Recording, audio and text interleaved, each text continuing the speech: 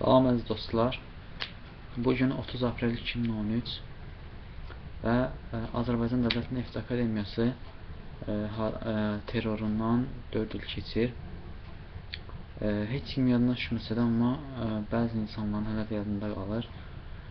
Bu terror nəticəsində 12 cavan insanlar vəfat etmiş və 10 nəfərdən çox yaralı olmuşdur.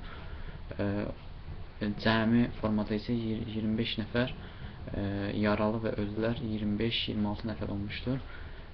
Ölən bacı qardaşlarımıza Allahdan qəni-qəni rəhmət diləyirəm.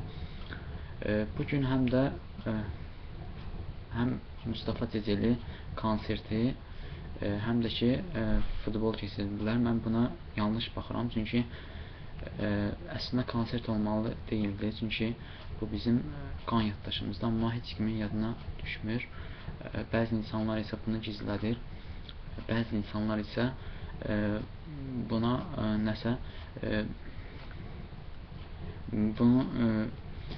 bununla heç maraqlanmır. Ona görə də bu məni çox üzür. Mən əslində bu terrorla bağlı demək istəyirəm ki, yenə də deyirəm ki, Allah bu cavan yoldaşlarımızı qəni-qəni rəhmət eləsin və mən özüm Bakı İslam Universitetinin 1-ci kurs tələbəsiyəm və özümü təqdim etdim. Çox sağ olun.